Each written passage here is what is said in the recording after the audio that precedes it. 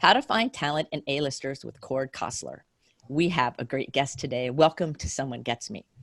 We're going to talk about talent and vision and how gifted visionary people manage the world and find their own inner talent and find talent and connect. So no better person that I can think of than somebody who is a talent person to talk about this. How about that?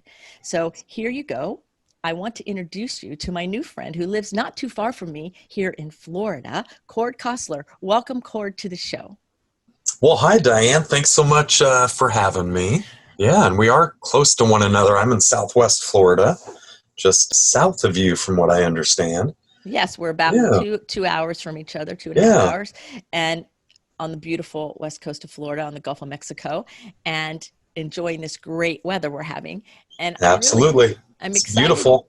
I'm excited that you're spending the time here with us today to talk about talent, vision, and that kind of thing. Because I think sometimes, I think people's natural talent, sometimes they don't even see it as a talent. And I think sometimes people who have talent don't realize the value in their talent. True. And I think sometimes the word talent gets misunderstood in general. And so I have like all these kinds of curious things popping in my head. So what I would like to start with, if you could tell us a little bit about you. How did you get in this business, this industry? Like, have you always done talent or did you do other things? How did this start up? Because this isn't like the most common industry in the world. So how'd you get started? Yeah, so it is a little bit of a specialized industry, I guess. And many years ago, I took a leap based on kind of what I enjoyed doing, what my interests were. When I was in college, I studied different things and got a degree in sports management and knew I wanted to be involved in some type of marketing, promotion, something like that. It was an interest of mine. And growing up, I was a fan of music from the 50s and 60s and sports, baseball, football, basketball. I love the history of the game. And in the early days of the internet, I was a web designer and I programmed computers when I was a kid and all this stuff. So I had all kinds of interests. And I thought, I really want to do something that kind of encompasses my interest, turn a hobby into a business. And that's essentially what I've done over 20 years ago. And it all started really, celebrity direct entertainment came from making contacts with celebrities of all types and really grew. I mean, when I was in college, I was self-publishing a magazine that did celebrity interviews. So I thought, hey, this is kind of cool. I'm learning how to make some good contacts and kind of working on a writing style, and what I'm doing in essence is promoting them through the magazine. Right. There'd be links to, a postal address for fan mail or, a website, how people could book them for a show or performance or speaking engagement or whatever. I thought, wait a minute, I could make some money doing this. We could turn this into something real. And it grew from there. I mean, it really was kind of one step at a time. But when I look back at what my interests were back then, it's remains the same interest that I have today. So that's kind of cool. I've had a lot of fun. I met awesome people and get to work with great people all over the world. So it's really just, it's grown, but it's, almost identical to how it was 22, 23 years ago. So that's kind of cool. And we made a leap right out of college. We said, hey, let's move to Southwest Florida. I had contacts in the music business here with the legendary 1950s, 60s era group, the Platters. They lived here in town. And I thought, what better way to combine the entertainment business and really get that rolling, combining that with love of sunshine and baseball, and we'll move to Southwest Florida to a spring training site and start an entertainment agency. So that's kind of how it worked. You know what I love about this story is it's so true, because it is spring training down there and it's beautiful. And you're one of the first people on the show that didn't have a story of everything was terrible and then I finally got back to my vision and now I'm happier. It's like you started out with, okay, well, how can I let all these things that I love and passionate about like come together and create something beautiful? And so I'm sitting here just laughing because I think, oh my God, this is like so perfect that it is possible to do that. It is possible to start with the vision and keep going forward and letting it take on its own thing. Now, Diane, I did neglect to leave out some of the things in the middle of those 22 years or so. Like what? What did you leave out? Well, there are a lot of difficult times building the company and actually making it something that was sustainable and that I could keep up with as it grew. There are a lot of hard times in between there. But for me, I was always able to bring it back to, hey, I love doing this. So there's always inspiration to keep it going, make it bigger and better, do my job better. So yeah, it always sounds great on the surface, but there are definitely a lot of hard times, and now going through the COVID virus stuff, that takes me back to 2000 going, man, business is slow, but we got to keep working to help out venues all over the world get entertainment that their audiences will love, and keep working for the artists that we have, to get them out there to people. And that time will come, hopefully sooner than later. But it's definitely, there are great times and there are really, really tough times. And right now we're in a tough time, of course, with the entertainment business. So how do you handle tough times? Okay, so we've had tough times along the way. Sure. Thank you for all that honesty. And so how do you handle them? What are some skills that you do? Because we all go through hard times. It's easy to look at somebody who's got a really cool thing going, living their vision, and go, oh, that was easy. But if you peel it back and you see the diligence and the work and the effort and the focus and the blood, sweat, and tears, so to speak, that goes into it, then you start seeing the depth. So how have you handled some of these hard times along the way to land you where you are today? I think it's a matter of telling yourself to wake up in the morning and accomplish a goal, even if it's something small. Because when things are hard, it's hard to stay motivated sometimes. And I know these last 9 months, I've really dealt with that. And I spent time kind of self-reflecting on, holy cow, the phones aren't ringing off the hook right now for shows. Fortunately, this last month has been pretty busy and we're booking some great stuff out for 2021. But there were times there you get up in the morning, that no one's going to call. They're not going to answer their phones when I call them because they're, wherever out in California and their offices are closed. If you send out promotional emails, they're not going to be jumping up for joy to see who you're managing or who you're booking. So those were the days you're just like, wow, it's going to be tough today to make progress in the right direction. So I try to remind myself of that. Right. I'm not always successful, but that's kind of what people have to do and what I do, because it can be discouraging. Right. Sometimes it's like we can have the most powerful vision to be on a roll and we still have to deal with the ups and downs. Absolutely. That's just the way it is. So when you're out there in the world working with people who have talent, what do you look for in somebody that you might want to work with? What kind of qualities or characteristics that you identify or you resonate with that say, that's a really good match? I think the main thing is I personally look for someone that wants to do it bigger and better than they're currently doing it. I mean, over the years, I've been, contacted by hundreds or thousands of performers, singers, musicians, whatever it is, and they're happy with where they're at. And, not everyone's going to play to a sold out stadium.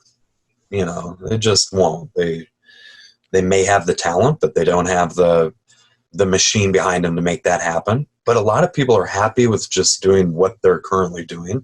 Mm-hmm. And especially if it's someone younger or trying to break into the business and they're asking me for my help, I'm usually not interested unless they see something that myself and my company and my agents can offer them that'll get them to that kind of next level Mm-hmm. that they want to get to.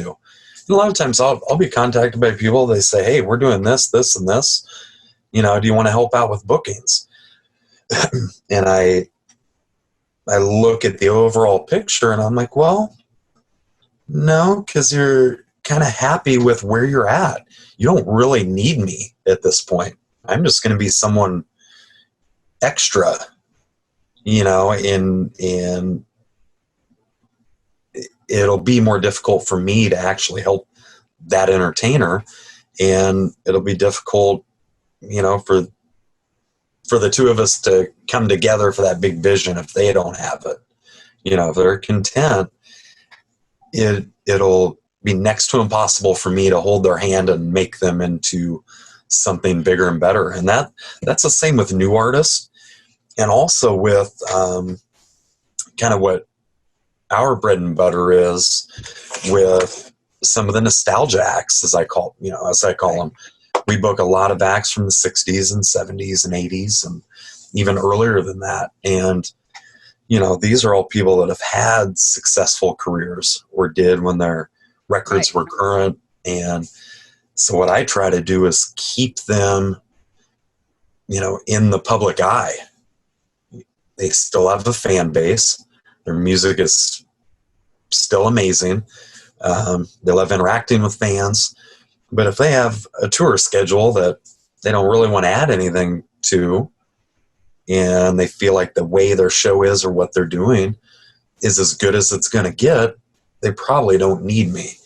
So a lot of the acts that I book regularly are acts that, hey, they had success in the 60s or 70s.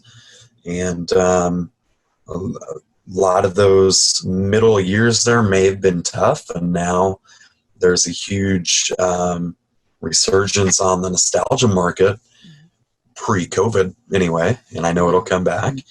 But audiences love those acts. So then my job becomes, hey, let's, if you were playing casinos around the United States last year, let's do it bigger and better. Let's do a 20-date European tour because those fans are clamoring to see you live and in person.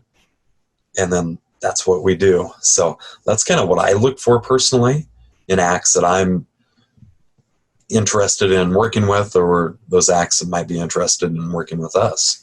So you have a creative genius for expansion. And when you can feel that desire for expansion from whoever the talent is, then that synergy is something that helps drive the bus for you. It's what excites you. It's definitely what keeps it exciting and fun and makes it bigger and better. I don't think I have a creative genius. I just, I have acts that I've worked with for 20 years. And, I always think, gosh, we could do this little part a little better during the show. Or, hey, let's add this song to the set list, make it new for, the next audience member that sees the show. I like and believe that you have to keep growing no matter how solid of an actor or performer you are. There's always a way to improve on it and make it better for the next time. Right. And for me personally, that's what makes it fun. Sure. I love being involved in that. Absolutely. That's a form of creative genius in my world, is that being able to say, let's add this song. Let's do this little thing. Let's do this little thing over here. Because you can see the vision of the potential or the possibility with that little tiny shift, maybe, or maybe a big one, that then adds energy to the project. Exactly. Because oftentimes it's easy to keep doing what you're doing the same way. Mm-hmm. If you're fairly successful and getting by, and it's easy just to keep it the same. Right. It is. And that's with any job. That's with any, in any walk of life. It's the easiest route is just to maintain what you're doing. But that doesn't lead to the most gratification in doing it or the most success down the road. And I've found that because I found myself in that situation and like, wait a minute, I've done this the same way for 3 years and we haven't really grown, and I'm a little bit bored. So that's why I try to think of it as best I can with that look to the future. Where are we going to be at a year from now? Right. Is the show going to be the same? Am I going to be the same? Is our company going to be the same? Now, everything's been switched up a bit with COVID because a lot of us are going backwards a little bit because we're not out there with the people, and venues aren't booking as much or in the same way. But it's kind of like even more so now, those same elements are true, because when we do come back, I have shows on the books for January. So I know we're going to be back, and I'm pretty sure we're going to be back stronger than ever. So when we do that, do we want it the same as it was in February of 2020 or October of 2019? Do we want it, is our business going to be run the same? Are the shows on the stage going to be the same? I think it would be the wrong choice to say yes to any of those. I totally agree with you, because probably the thing I miss the most, because I'm an introvert and I don't have to be out in the world too much. And when people get like weird and crazy out there, I just go sailing or something. Like I don't like the craziness. But the thing I miss more than anything in the world is my live entertainment.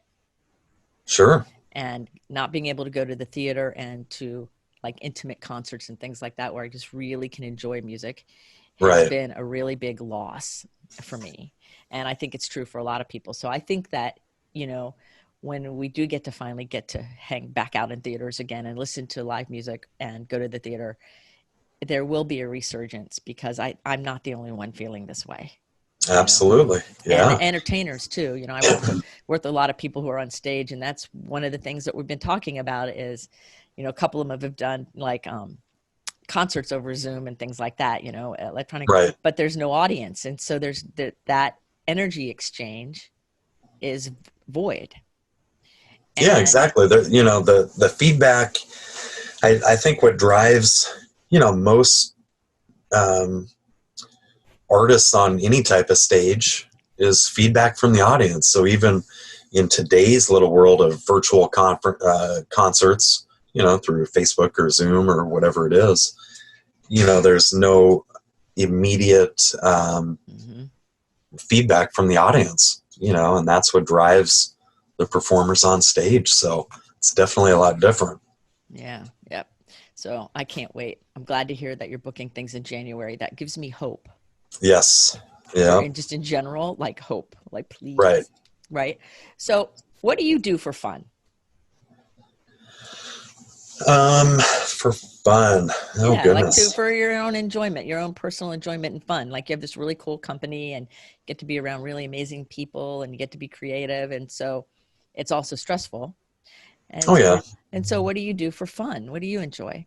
I think most of my kind of times that I would consider relaxing times are probably, at a softball field or a baseball field or whatever it might be. I have a daughter that's a sophomore in high school, so she's still playing. And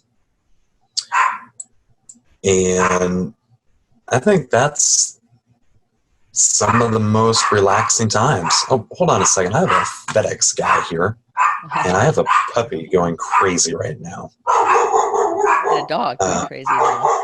Hold on one second. Okay.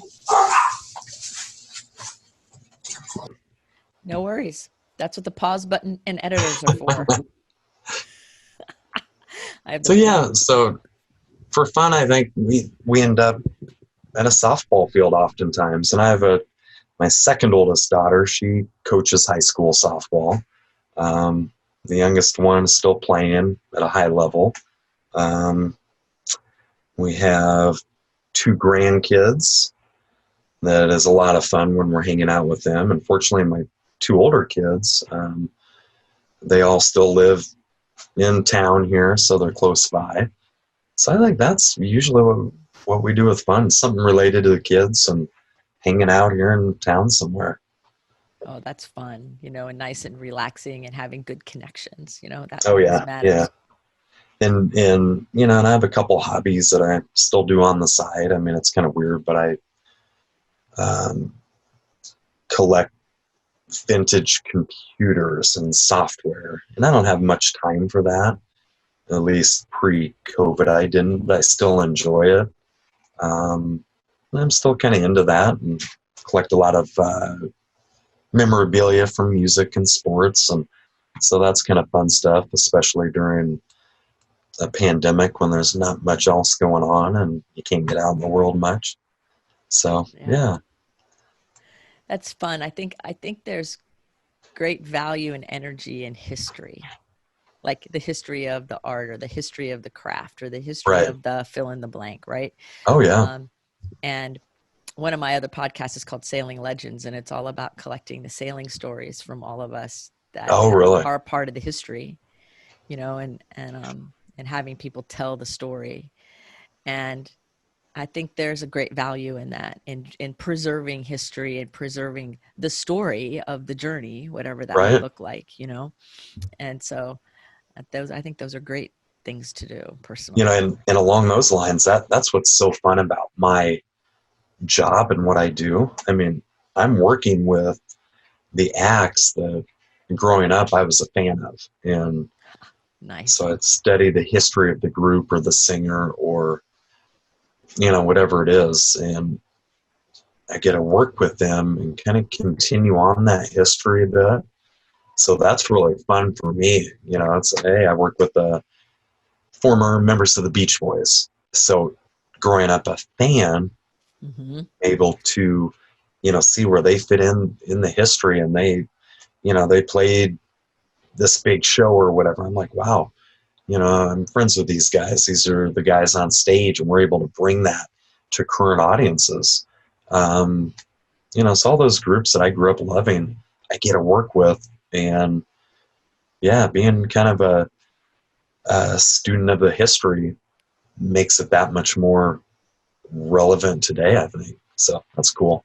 I I, think it I love that aspect of it. Yeah, I think it makes it very relevant, and I also think as you're talking, I kind of see like the appreciation of the history and the person, the people, how it started, the group, whatever Oh the yeah, scenario is. But then also your presence helps enhance the legacy that's emerging from that history. sure. Yeah. And I Yeah, find that to be so beautiful and such great work. And so it's not just about calling and booking things. It's about honoring the journey and the right. value and the vision of the person Oh, and exactly. and their idea. And that is Right, much different than being like a booking secretary. right. And there's, yeah, I mean, you're 100% right. And I think that's one thing that we kind of bring to it that is different. Hmm. If you call a major agency somewhere to book, let's say a huge act that is uh, from the 90s or 2000s, and they're touring the world, that agency that they're working with, that you'll probably get on the other end of the phone, they may not even know the history of that act or even know that person personally. And, I love road managing for our acts, and I know our other agents that we have, they love going out on the road, with the groups, and, doing all the different elements from booking flights to hotel rooms to uh, ground transportation when we're in the city of the show, to setting up a merchandise and meet and greet table for after the show and running that. So yeah, being involved is kind of something we do that's different than a lot of agents out there, that Hmm. and there's definitely a place for them, because not everyone can be hands on all the time. But the aspect that I love most about what I do is that I choose to be hands-on because I am a fan of the music and the artists that we work with.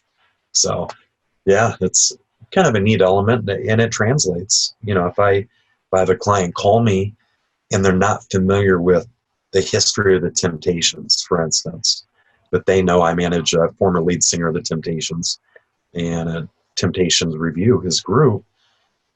If they don't know the history, I can convey that very accurately because I've studied the history of the Temptations for, over 30 years now. So I know it inside and out, and I know the product that we have is, it's easy for me to sell them on that, or at least show them why I love the act so much, and then they can make their own choice.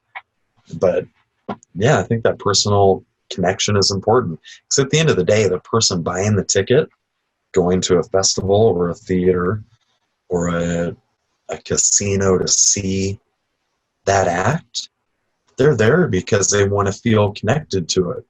Otherwise, no one would go to a live performance, sit at home and listen to that act on a computer or DVD show or videos or vinyl in your collection, and that'd be good enough. For most people, though, that's not good enough. And those are the ones that we market to that want that personal connection with that act. So Right. I love that part of my job. Oh, that's really cool. So what kinds of things do you do to decrease your stress level? Because it's a lot of stress, even though Mm. it's a lot of fun. So what do you do for like taking care of stress? I have not found the stress reducing solution. Um, I think sometimes I just, try to clear my mind from it, whatever's stressing me out, honestly, Mhm. and work on something different for a bit, and then come back to it when my mind's a little calmed down, and then just knock it out. But I think the main things that stress me are essentially like if you envision a to-do list and you have too many things on there that you can't get done right away, so you can't check them off that list. I think that's the main thing that's stressful for me. Yeah. So what I do is maybe try to knock out a few uh, projects or something off that little to-do list and get rid of that, so then I can come back and focus on whatever element is stressing me out without other things hanging off to the side. That's probably the main thing I do. Oh, that's great. And it's Try to very chip away at something else and then right. come back to it. Yeah, it's very practical, and it's like just take it up, just start taking bites off of it, and it will Right. help relieve it. So I have a couple other interesting questions popping in my mind, and they might seem a little random. One of them is because you mentioned that you like to travel with people, and you've been all around, and you've known lots of people. I perused your website and saw all the amazing pictures of the different people, and then I think about my own work with all the people I work with in the entertainment musical world, and my question is, what is the most memorable food you've ever eaten? Ooh, memorable food.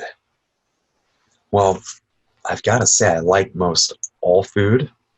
Um, Okay. memorable. I mean, I've been able to sample different foods from a lot of different areas of the world. Um, Gosh, I'm trying to think of something that's really memorable. And there's been so many. Like I said, I'm in South America. I love everything. And each time, the first time in different regions, it's always new. So that's memorable. Europe, in different parts of Europe, they have their specialties that the first time you're actually there trying stuff out, Right. it's all brand new. So that's memorable. Um, Most of what is like really memorable that I'm thinking about right now Uh-huh. were things that I chose not to eat because I knew I wouldn't be able to do it. Um, but overall, I love trying new foods if it's not something so disgusting that I'm pretty sure I couldn't stomach it. I eat it and usually enjoy it. I mean, there's been some, there's some strange foods that we consider strange anyway that are pretty common in other areas of the world. Right. And so I always try to dive into some of the local fare, so to speak. Right. And so that's kind of the explorer in you. Like I'll go so far and I want to try all the new stuff. And then I also have some boundaries on this. Like, I don't know, that might be a little much. Right. So Yeah. that makes total sense. And it's funny because I ask a lot of people that question who've traveled a lot, like all over. And I've heard everything from sweet tea in Georgia to sushi to steak, like, and Right. then yak butter. Like it's been all of these different answers. And we don't realize sometimes what sticks in our memory, like Right. what impacts us as we cruise along. So I love asking everybody who's traveled a lot, like what sticks out when you think of memorable, Yeah. I food mean, or and as I was like answering that question, I'm thinking of things. I'm like, that's not very interesting, but to me, it's memorable. I mean, one time backstage at a theater in Germany, there was some kind of like pumpkin soup. And so on the surface, you're like, that sounds really kind of boring and not very memorable. But that was actually, honestly, the first thing that popped into my mind was this soup. It's like a pumpkin cream soup of some sort. And it was absolutely amazing. I've never had anything like it. Unfortunately, we put in a request for the chefs to keep catering that. So we had it for the rest of the tour. And I don't even know what it's called. I need to call my guys in Germany and actually find out what it is. But that's something really weird that is memorable, and I haven't had it since. And mm-hmm. Yeah. I can't even tell you what it's called. And you just reminded me of one of my memorable foods when I went to Washington D.C. for my birthday, which is right around Thanksgiving, and I had gone, and in fact, it was on Thanksgiving that particular year, and I went to this restaurant in Georgetown, can't remember the name of it, and they had this butternut squash and quail, I think, soup, and it was like a Oh yeah, cream soup, and it was the best tasting soup I have ever eaten in my lifetime. right, And I still remember like it was yesterday, and we're talking, this was many years ago. When you just brought up the pumpkin soup, I'm like, yes, I understand. right, exactly, It just hits you in a way where it's like, whoa, that's really amazing. right. And so the experiences that are collateral to all the things also add value and depth Oh yeah. to our world. So what do you see for the future of celebrity direct entertainment and you, the person, moving into 2021? I guess you're seeing some more opening up of live venues and people kind of moving around a little bit more. Right. And what do you see? Like when you look with your visionary self forward, what kinds of things do you see?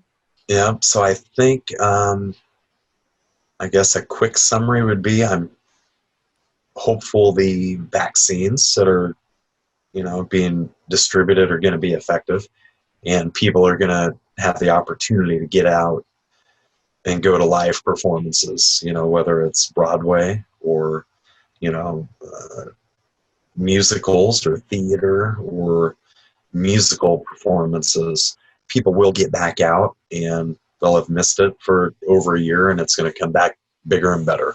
That's what I see for the future. So for us, 2021 is going to be probably our busiest year yet.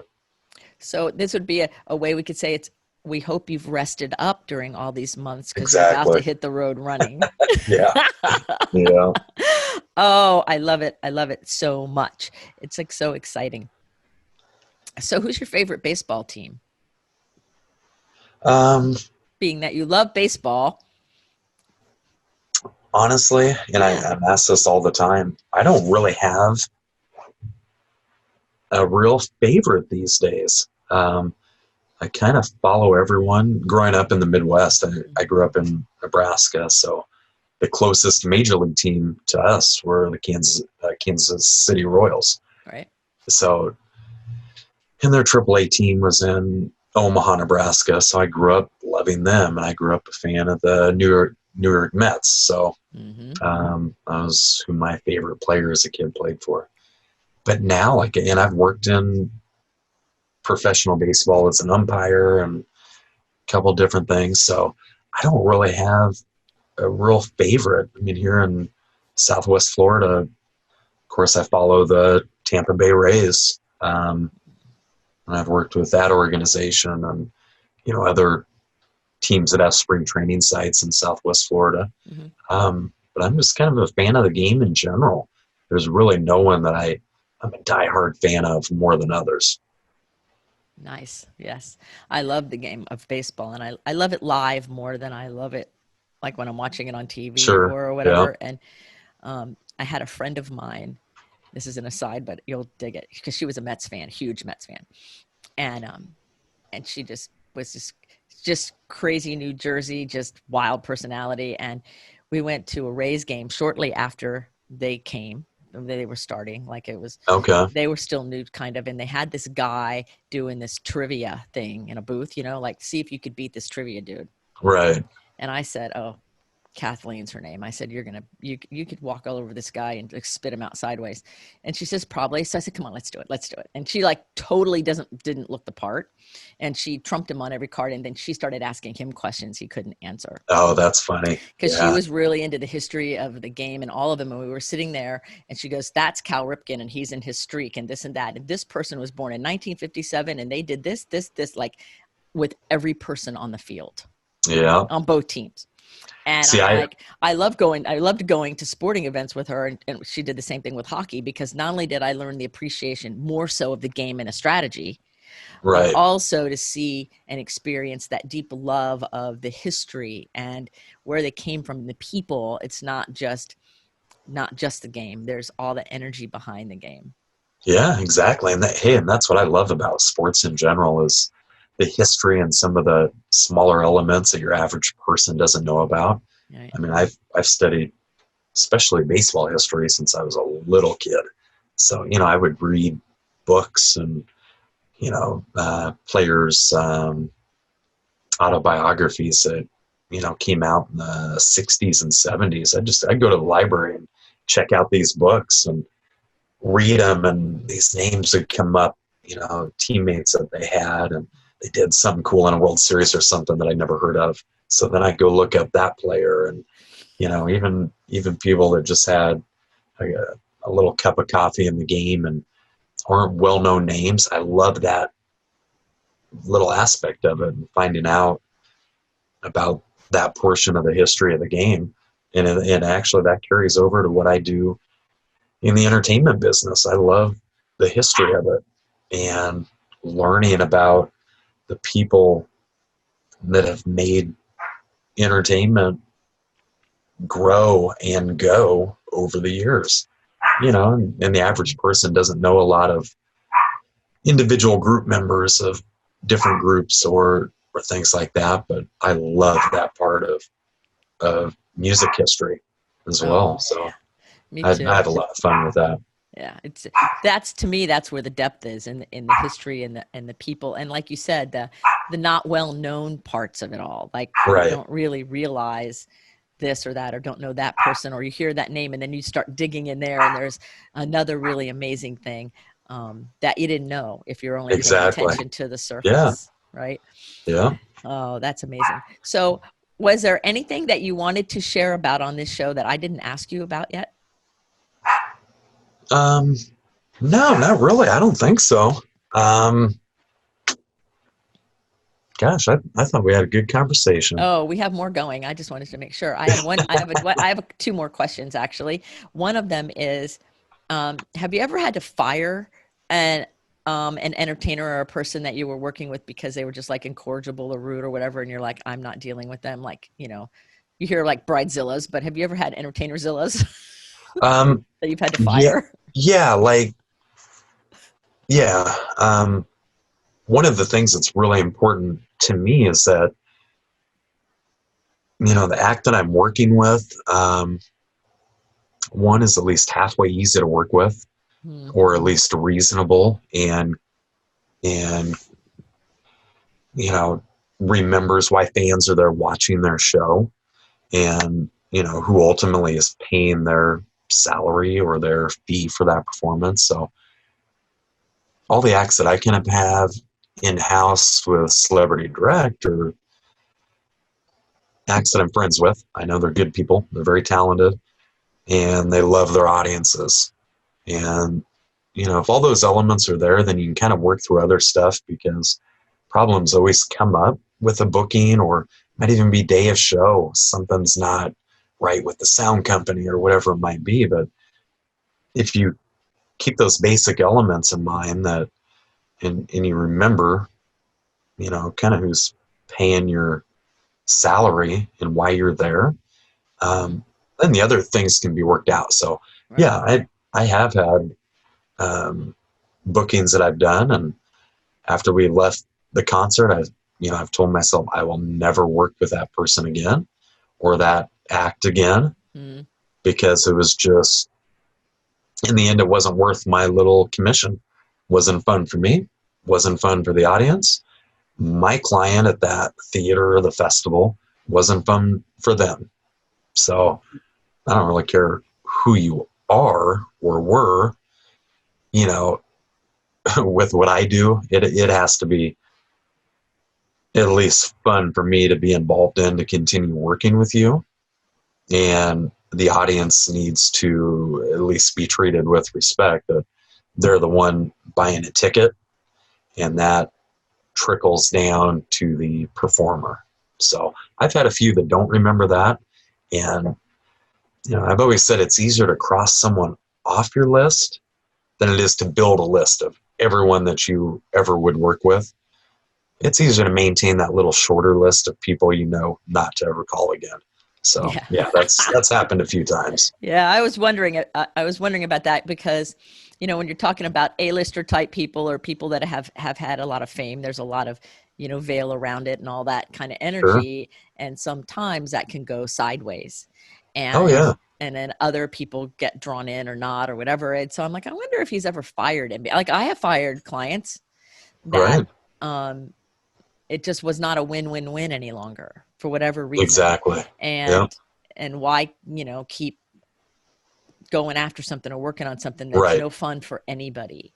And and I was wondering if you had that same experience. Oh yeah. And then there's been times where there's a new performer that I've never worked with before, and I've heard horror stories about them and how awful it was going to be, and that I shouldn't book them, or they were just them and their entourage and management and musicians and everyone else was just terrible to work with. I've heard those stories and show up, and it's absolutely wonderful, and I have a blast and build lifelong relationships and continue working with them. So you never know what you hear. You never know if it's exactly true. So I've had those experiences also. Yeah, so that's where your open-mindedness and paying attention has paid off. That's that visionary part again. It's like, if I'm open, like I've worked with some people where I was warned, oh, don't get involved in that. Don't do that. Right. And actually a couple of them are like two of my favorite people to work with. I have a completely different experience than what I was told I would have. And so I'm glad I said, well, let me see. Let me just put my foot in the water, and I can back out if I want to, but I just want to see. And I'm really glad that I let that part of me show up, because it ended up being, and still is, really great. Yeah. And sometimes in those situations, entertainers are always bombarded from every direction, whether it's fans or, they do have to answer to a lot of people. So that adds more stress than, I have to deal with. The people on the stage have so much more to do than I have to. It's different, but hey, they're, they are the reason that we're there ultimately. Right. But there are times that I think they're used to being treated a certain way. And I've had performers that I've never worked with before, and we show up for the first time and eventually get to be friends with them. And, and they may have that negative reputation or something. And they say, listen, we, don't always get treated in the best way. There's demands on us to do things and blah, blah, blah. And sometimes they when the dust settles, they're like, Cord, you handled yourself differently than most. And that's why we're hitting it off so good. So sometimes I like to think, hey, maybe if I do things a little bit different, it'll make those situations that much easier on everyone. Because I try to be a good liaison between the venue that is booking the performer and the performer. I want things to go smooth for the talent, and I want things to go smooth for my client that's the venue. So if I work to make both sides happy, it's usually a lot better for everyone. And I think there are some that don't do that. They only work on behalf of one side or the other. And I look at it, hey, I'm the agency in the middle between a venue and the performer.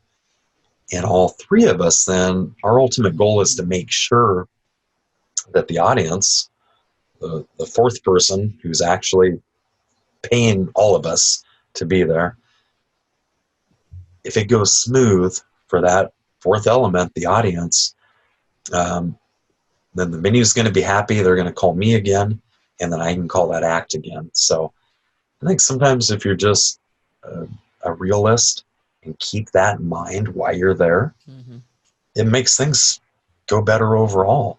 So some of the personalities that we all hear about on the news, as being gruff with people or their fans or a venue owner or management or whatever it is. Right. Hey, sometimes, we got to remember they're humans also.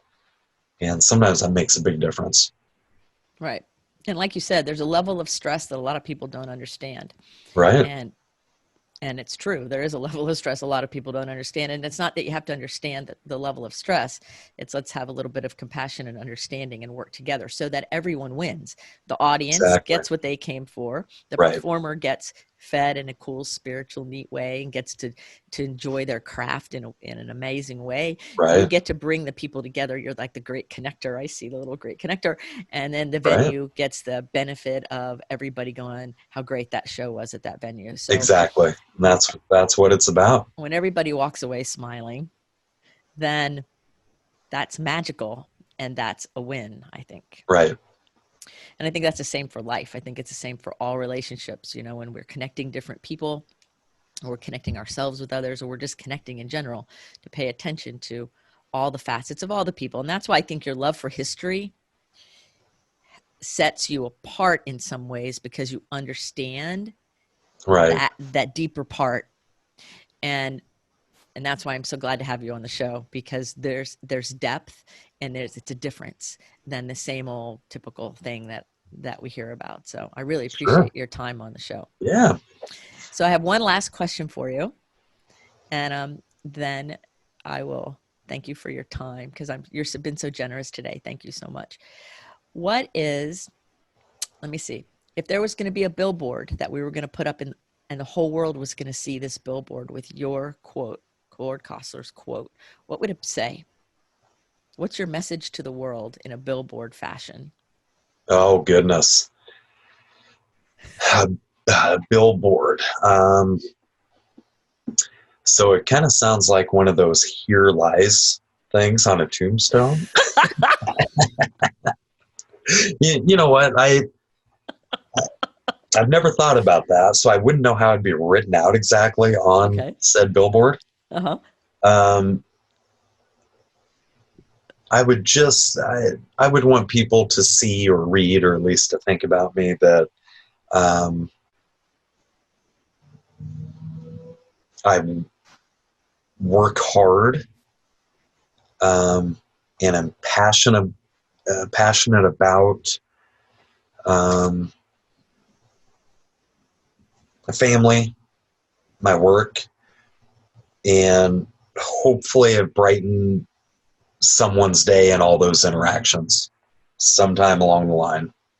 That's when it's all said and done, that's what you want people to remember you by, is that, hey, because of some little thing that Cord Coslor did, they were able to have some kind of experience or some kind of cool memory. So I think that's the main thing. So I translated it for you. Work hard, have passion for family and your work, and brighten someone's day. Hey, that's very well written. I love that. Yes. Right? That's what you, That's good. that would fit on a Yeah. billboard perfectly. That's Yeah, that would. billboard-esque, if you will, with your name on it. And Yeah, those are great principles to live by, that's you perfect. know? So I want to thank you so much for taking the time out of your busy day to be on Someone Gets Me and to share your wisdom and inspiration and hope for people, because I think sometimes, it's easy to get bogged down, and your optimism in the way you think about things has some real Thank depth and you so richness. much, Diane. So if you really love everything that Cord's been saying like I do, check out the show notes, because I have links to his things. You can see the different people he works with, and you can follow him, and you can return yourself to some cool venues for live entertainment soon, Absolutely. sooner than later. So thank you, Cord, for being on the show. And remember, everybody, to keep your face to the sun so the shadows fall behind you, because you're a rock star and you're here on purpose with a purpose. So go out there and live your purpose, have passion, bring sunshine and love to everybody. And until the next episode of Someone Gets Me, be well.